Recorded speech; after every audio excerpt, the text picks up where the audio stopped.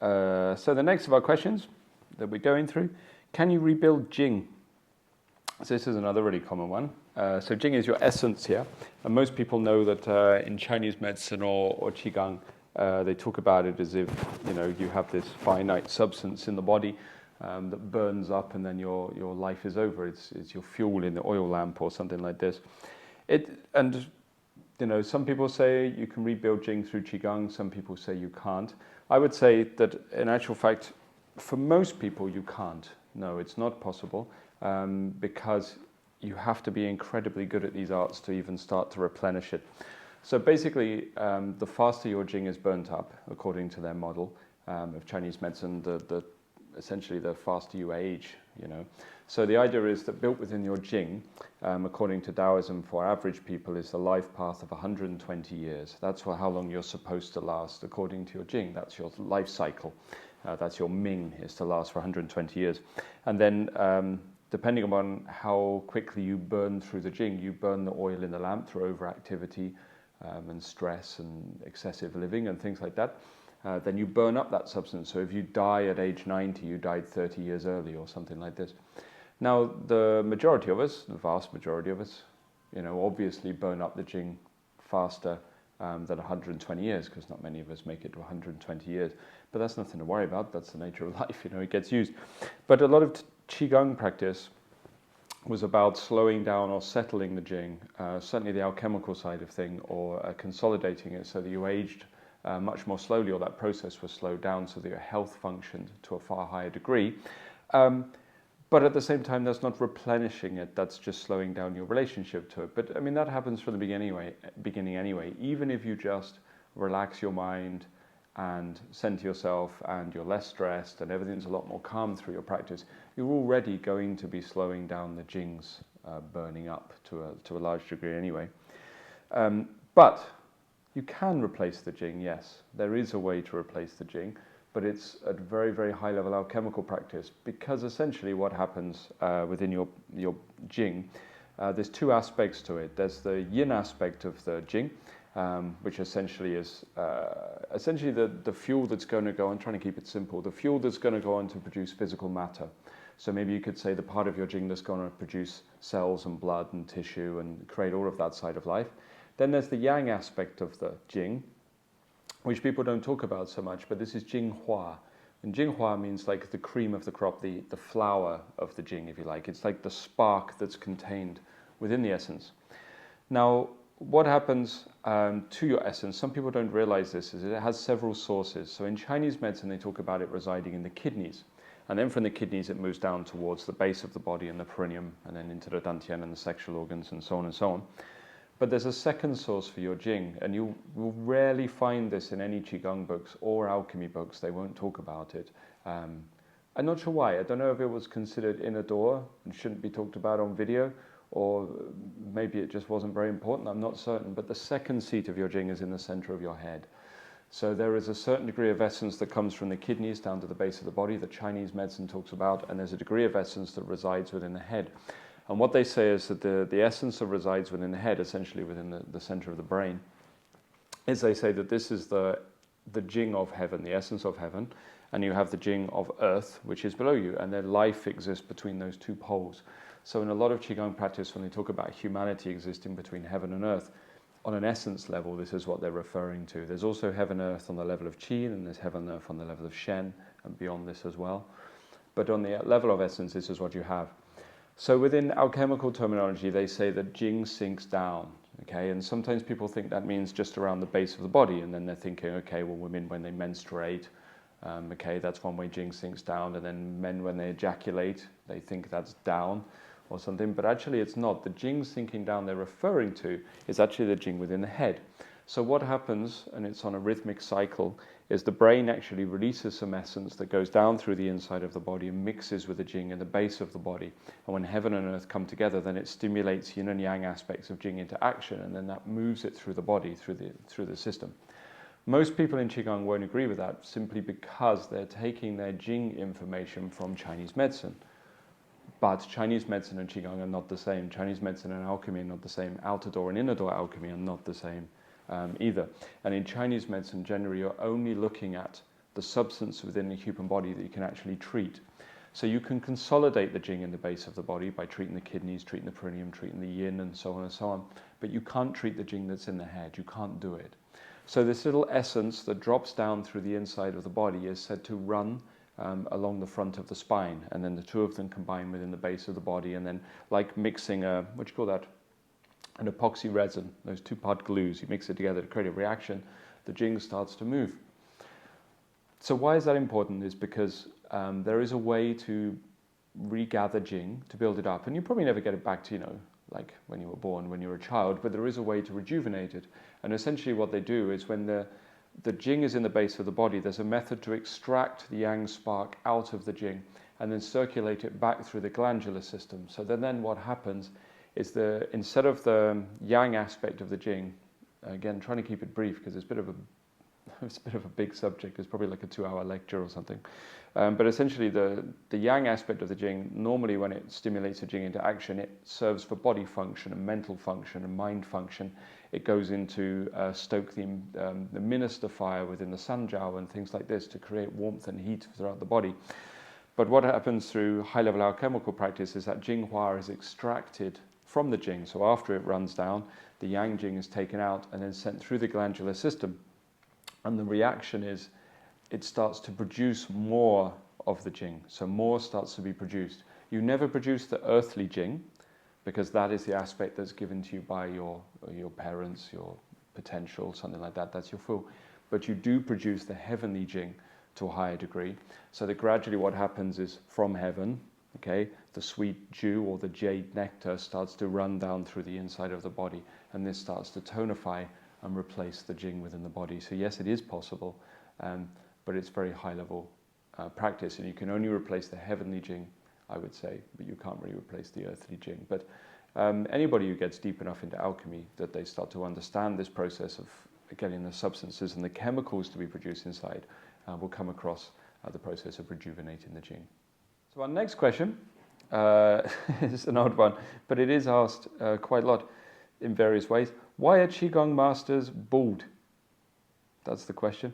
So why are Qigong masters, I suppose, so often bald? Because I mean, baldness is not the same as a shaved head. I mean, I'm not bald, I just have a shaved head. So I'm assuming we're not asking about the haircut.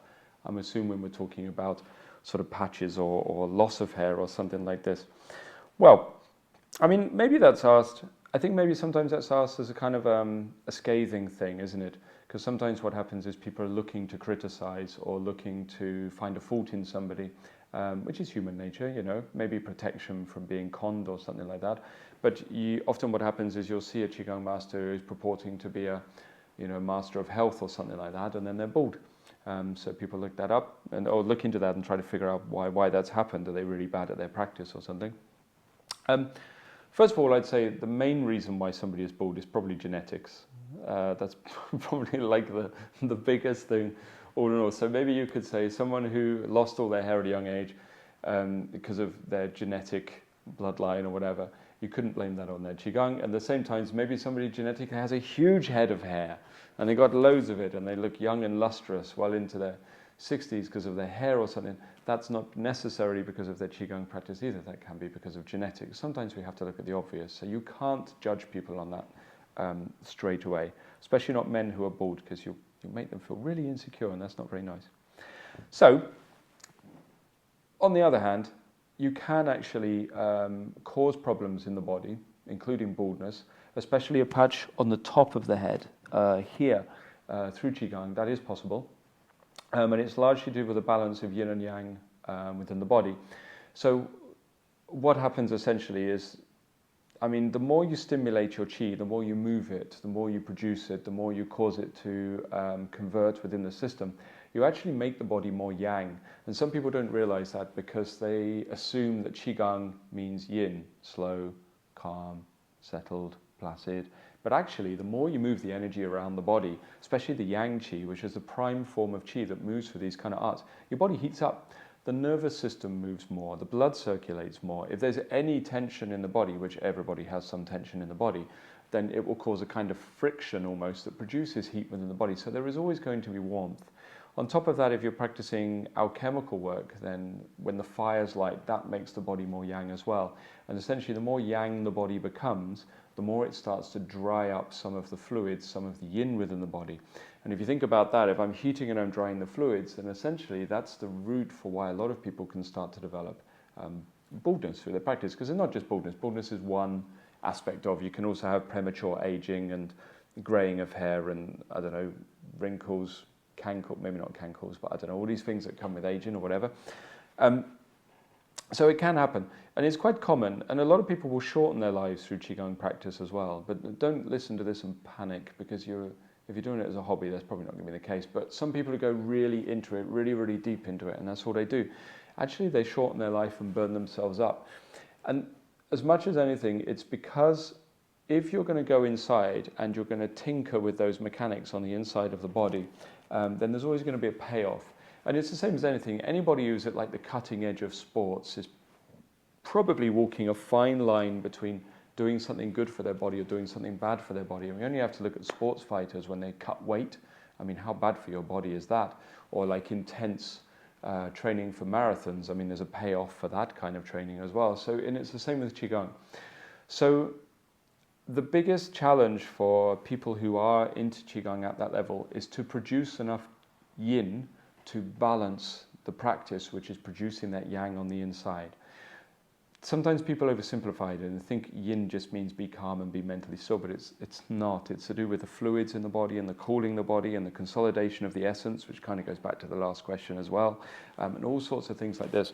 And it's much, much easier to produce yang, to produce activity, to produce energy within the body once you've trained a little while, not at the beginning, but much easier after a while, than it is to produce yin or to cool or sedate the body. So if a Qigong practitioner is finding that they are aging prematurely or drying up or losing their hair or something like this, I would argue that potentially they need to look at the balance of what they're doing and make sure that they're building enough yin, and they need to start looking and understanding that side of the training, how to build those fluids, how to nourish the blood, how to ensure that there's full circulation so the nervous system isn't overstimulated, and ultimately so there's not producing very yang chemicals within the body, hormones that are going to start to lead to those kind of effects. So that's why. But at the same time, genetics plays a major part in it as well as diet, to be perfectly honest. So those are causative factors. If you're asking about haircuts, I think that's down to individual style. I assumed you were talking about hair loss. Where is the Dan Tien? This question is the bane of my life. Where is the Dan Tien? And I'll tell you why it's the bane of my life. Because I spent my entire career in the early stages teaching people the foundations of how to find the Dan Tien. And they still ask me over and over again. And I've put it out there in writing and all sorts. So I shall try to answer, where is the Dan Tien? I shall try to study.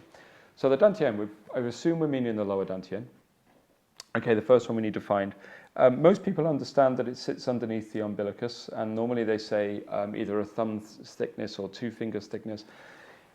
Sometimes those measurements are a little bit strange. That's how Chinese medicine measurements are done. But it sits behind an acupuncture point called Ren 6 or Qi Hai, which is 2 fingers thickness underneath the umbilicus, the navel, the belly button, the lint storage hole, whatever you want to call it. It sits right there. So that gives you the horizontal plane of the Dan Tien, right? But that being said, if you are very close to the equator with regards to where you live, the Dan Tien will raise up a little bit. It's not very much. It's like, half a thumb's thickness or something like this, half a sun that it can raise up. And if you're very far from the equator, it will be down lower than Ren 6, than this horizontal line. And it's not just where you're born, because it will actually move depending on where you are on the planet with regards to proximity to the equator as well. It will shift. But pretty much it's behind Ren 6. Now, most people, when they put their mind down at that height, they can get to the right height, but then what happens is your mind will get drawn to a point of reference. And what it normally does is you find your mind gets pulled forward to the abdominal wall, onto Ren 6 itself. So for this reason, one of the secondary names for Ren 6, Qi Hai, is what they call it in acupuncture, meaning the ocean of Qi, a name for the Dan Tien that sits behind it, like a big ocean, a big reservoir of Qi, right? The other name for it is the false Dan Tien. Yeah, F-A-L-S-E, not false, fake Dan Tien, yeah? So the reason it's called the fake Dan Tien is because what happens is when people drop their mind inside, it will get pulled forward and get stuck on this point quite often. And then a lot of people will do Qigong for years and years and years, concentrating on this point. The result of this is that, well, first of all, it will warm up. So, like, because if I needle Ren 6, I put a needle in, right, into this acupuncture point, it will get very warm there in the majority of cases, because that's how that point reacts when it's stimulated. So if I put the mind on that point, the same will happen. So sometimes people get that warmth and think it's the Dan Tien, but actually it's the false Dan Tien. The second thing that will happen, funnily enough, actually, is the more you put the mind there, actually the point starts to relax. And as it starts to relax, then the abdominal wall starts to soften, and the lower abdominal wall can actually start to stretch. And if you think about what happens is if you relax that lower abdominal wall from focusing on that point for too long, your abdomen will start to bulge out a little bit, not massively, but like a little pot belly, because the abdominal muscles have gone, ugh, and they've gone slack because you're constantly focusing on this point. And some people think this is a chi belly, but actually it's a pot belly because you've had your mind on the wrong spot. So the horizontal plane is on that point, but then your mind has to come back within the body. It has to come further back towards the spine. So we have another point of reference for the Dan Tien, and that is the perineum, or the point called Huai Yin. So the perineum sits directly underneath the lower Dan Tien. So if I draw a horizontal line from Ren 6 and a vertical line from the perineum, from Huai Yin, where the two meet each other is pretty much the location of the lower Dan Tien. So the way I get people to find it is get to the right height, which isn't too hard for most people. Then what I do is I get them to stay there and they squeeze the perineum a few times or press it if they want, as long as they can feel where it is in the body. And they just bring their mind back to that depth, far enough back that it's above the perineum. And if you wait around there a little bit, then what will happen when you're in the right spot, then there'll be a little sort of, either like a little flare up of heat in there, just like a little warmth as the mind and the Qi and the Dan Tien interacts, or a slight tugging, almost like someone's got a little thread and they're just pulling somewhere inside your guts, like a little pull. And this means that the mind is on the lower Dan Tien. So this is where the lower Dan Tien resides. Now this is the center of the lower Dan Tien, but the Dan Tien will change depending upon your level of development. So actually the Dan Tien, as it starts to develop, actually fills and swells until your whole lower abdominal cavity is the lower Dan Tien. And then actually there's another stage where it needs compressing back in towards that point. But ultimately, the absolute central point where your mind has to go and your center of gravity, if you're a Qigong practitioner, and your breath, and if you're an alchemy practitioner, must go down to this little point that sits on a crosshairs above the perineum and behind Ren 6. So that's the location of the lower Dan Tien. Okay, so our last question in these Q&As is, why do Tai Chi teachers argue all the time? Well, they certainly do, but I don't think Tai Chi teachers necessarily argue more than teachers in any other martial art. Maybe martial arts teachers are just a reflection of the arguments that take place in any scene. Does it happen everywhere? It must happen in sports and things as well. But yeah, it certainly happens a lot in the martial art world. I mean, I've grown up around the martial arts. I think that when I was in the Japanese martial arts world, people did argue, but not as much as the Chinese martial art world. I think Wing Chun teachers, they used to argue a lot, an awful lot. There used to be a lot of controversy between this school and that school. I remember that all the time. And I always wondered in Wing Chun if it was because everybody used to stand really close to each other all the time in Chi Sao, so they'd get all pent up because you're in other people's spaces, but I don't know. But Tai Chi teachers, yeah, they fall out all the time as well. And it's quite frustrating because you can try to form friendships with Tai Chi teachers and they tend to break down after a little bit. It's quite difficult. There's a lot of infighting within the Tai Chi world. And it's quite bitchy as well. There's a lot of sort of fingernails kind of stuff, all done through social media and Facebook these days, and passive-aggressive comments and things like this. I would say I feel quite lucky because there's several Tai Chi teachers out there that I get on really well with, actually, but a lot of other people tend to fall out an awful lot. I think that in martial arts, often the arguments come between teachers because of insecurity. I think the main reason that anyone falls out with anybody generally. And I think especially that's quite prevalent in the martial art world, because I think one of the main reasons people go, okay, so why would you get into martial arts? One of them might be health. But let's be honest, if you come into martial arts like Tai Chi for health, you're probably not the kind of person who, okay, generalization, but if you're someone who's coming for health, you're probably not the kind of person who's going to push themselves forward and end up teaching. something, not martial arts. Normally the people who end up teachers are the people who've come into martial arts to study martial arts. So they're normally quite fighty, I suppose, or interested in that side of it to a certain extent, whether it's through grappling or fighting or striking or pushing hands in Tai Chi or something like that. But there's normally a kind of alpha quality to them. And I think that often people start martial arts because they're quite insecure. They're insecure about something. So normally they're insecure because they want to learn to defend themselves, self-defense, or they're insecure because they don't feel adequate enough. I think often people that feel adequate and feel secure, feel safe in life and feel happy, if such people exist, if someone feels that way all of the time, they normally don't end up in martial arts, to be honest. They normally go study something else. And that was always what I found, like, because anyone who says, you know, I started martial arts for self-defense, well, that kind of implies you were nervous about something because you wanted to defend yourself from something. So you must have had in your mind that there is something to defend yourself from. So by the very act that you're going for self-defense classes, that kind of implies there is something that's making you insecure. Now, that insecurity is not necessarily wrong, because learning to defend yourself is a sensible thing in this day and age, and you know, in the world we live in. But of course, that insecurity is there. So what happens is then, as you carry on training, a lot of the training is designed to try to tackle those insecurities, right? To overcome the inner fighting, but that doesn't always happen. And there's a thing, isn't there? Like, how much do you ever 100% get rid of something? So you'll even have like the greatest gurus, you know, greatest spiritual masters, and you'll see them lose their temper. You know, not all the time. You would hope they're not angry 100% of the time. That would imply something had gone wrong, you know. But they can still every now and then lose their temper, because they still have a human mind, they still have a human body, they still have the human experience and things like that. So why they might have lessened their anger down to like a tiny little minuscule thing, it's still there. And I've been in ashrams and places like this where people have been surprised, you know, when the teacher's lost their temper, when someone's been rude to them. And it's like, well, what do you think is going to happen when you're rude to someone? They're still human. But then on the other hand, of the side of the scale, I've seen people justifying negative behavior from gurus and things like that as well. And that's wrong, because they should have got rid of the majority, if not all, of those kind of traits if they're at the level they're at.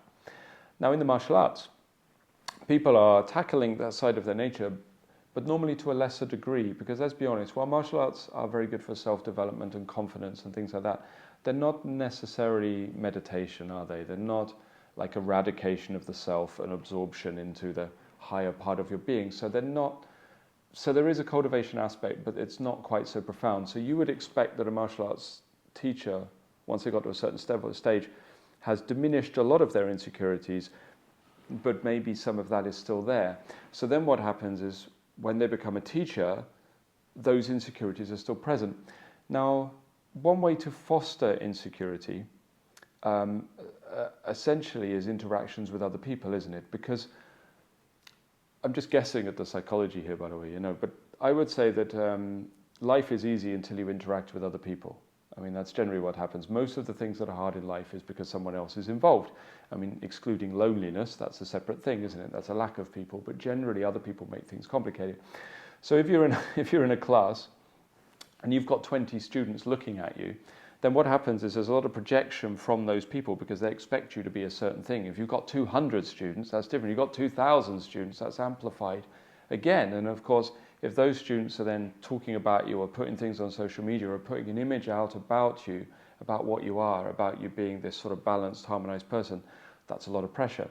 And normally what happens is those kind of qualities then feed into the teacher. So all of that pressure is there.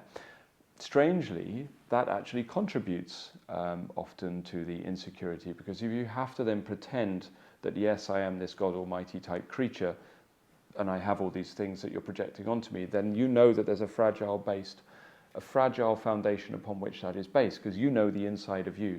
Other people see you and they see the profoundness. Inside your head, you know you. So you know the truth about whatever little fears and insecurities you still have. And by knowing the inside is different from the outside, the insecurity can become worse.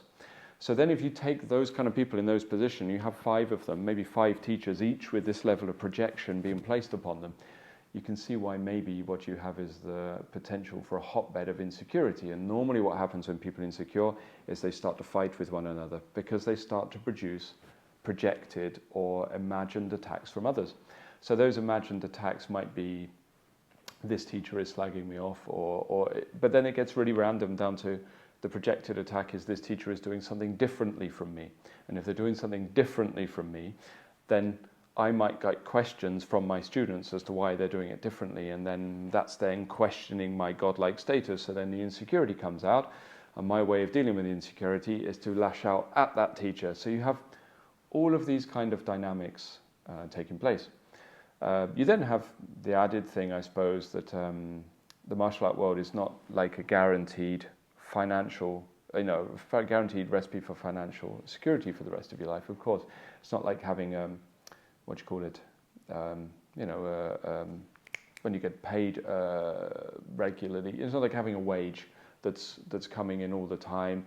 It depends on how much you teach, how much students you have. If all your students leave, then there's going to be no money. So that all gets factored into it. And then there's the added insecurity that you're probably not allowed to mention money because that's unspiritual. So all of that side of your worry has to stay out of the way, out of the equation. So a lot of teachers will argue over things like that. So especially teachers, when they get to quite a successful level, will start biting at each other when there's competition about money, because if they can drag more students over towards them, then they make more money. So there's all of those dynamics existing all of the time. And I think that's probably why martial arts teachers start to fall out with each other. Tai Chi can be quite bad for it as well. I think because of push hands. Push hands makes it worse because say you have a martial art like Thai boxing or MMA. So say you have an MMA fighter, right? And he loses 3 fights, but he's won 30 fights. You would still assume that guy's pretty good, like what he's doing. He just happened to have lost a few times. Tai Chi world is a little different because if you lose push hands once to somebody else, you are instantly relegated to either being a fraud or fake or useless or something like this, because part of the perception in the Tai Chi world is that you are supposed to be indestructible. So then what happens is when someone is doing a lot of push hands or partner work, they have to give across that image of infallibility to the world, because, like I say, just one time being uprooted and that's it. You're no longer the godlike, indestructible push hands master that everybody wants you to be. And the students are often fantasizing about you being, because they want to buy into that fantasy of training with the most indestructible teacher. That appeals to the teacher's ego as well. So it's a sort of cycle that's taken place there. So what happens is you get weird situations where teachers won't push hands with each other, definitely not in public. In private they will, but not in public. And then on top of that as well, they will then be very, very negative towards others because they don't want those other teachers to be seen to be as indestructible as them. So, long story, but you've got all of those weird dynamics taking place amongst all of those people. And I would say that mostly it just comes down to the same old thing, just insecurity, nothing more, insecurity. I don't even think it's anyone's fault. I just think they're insecure. I think people are insecure, and that's where squabbles come from.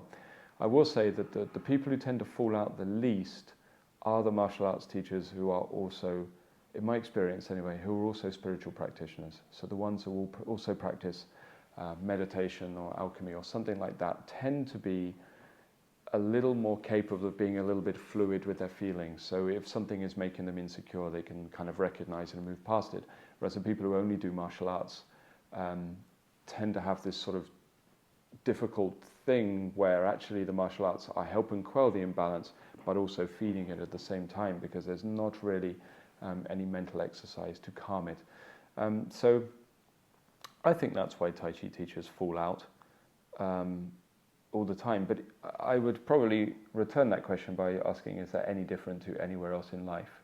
Do managers in large corporations, especially if they're quite alpha, fall out with each other all the time? Probably.